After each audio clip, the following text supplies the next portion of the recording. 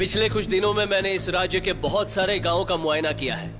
फिर मुझे वहां की समस्याओं के बारे में पता चला और यह भी पता चला कि वहां के हर इंसान के पास समस्याओं का गुलदस्ता है।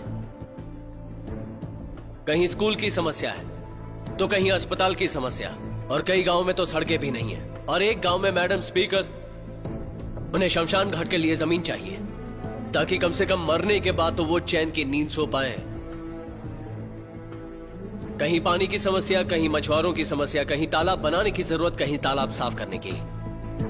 मतलब हर गांव में अलग अलग समस्याएं मौजूद हैं। हम एक एक करके उनकी समस्याओं का समाधान नहीं कर सकते।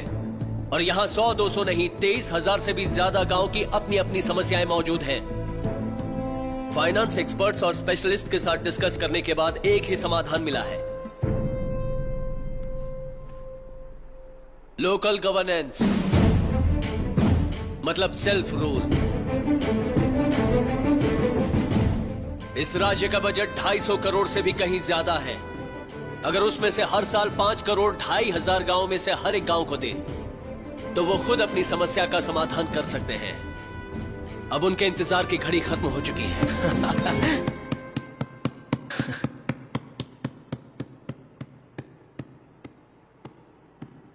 अगर हर गांव का निवासी अपनी समस्याओं का समाधान खुद निकालेगा तो हम सबकी सहमति से उनके लिए बजट रिलीज कर देंगे। मुख्यमंत्री साहब, आप उन लोगों को पैसे वापस क्यों दे रहे हैं? ऐसी परिस्थिति में हम लोग जैसे नेताओं का क्या काम है? इलेक्शन के समय हम उन्हें पैसे देते हैं, आप अभी ही पैसे दे रहे हैं। बार बार पैसे क्यों देना? बाबू सुधाकर जी, आप अपना कैमरा बंद कर दीजिए, क्योंकि हम अपनी बात खुलकर कहना चाहते हैं।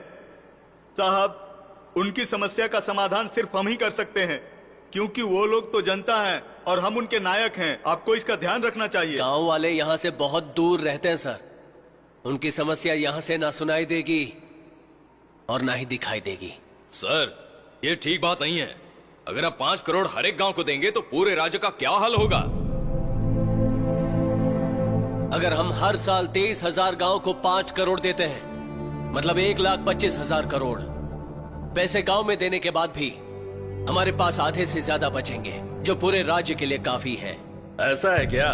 आप इस देश के संविधान को बदलना चाहते हैं? आज तक किसी भी सीएम ने ऐसा नहीं किया। आपसे पहले सब लोग बेवकूफ थे क्या? हम भी पुराने लोगों की तरह सोचेंगे तो नया आइडिया कैसे आएगा सर? 70 सालों से ना गांव का विकास हुआ है, ना उनके जीने का तरीका बदला है। वो सब यही इंतजार कर रहे हैं कि अच्छा इंसान सत्ता में आएगा और उनकी समस्याओं को सुलझाएगा, पर उन्हें निराशा ही मिलती है। तो क्या गांव वालों को पैसे देकर उनकी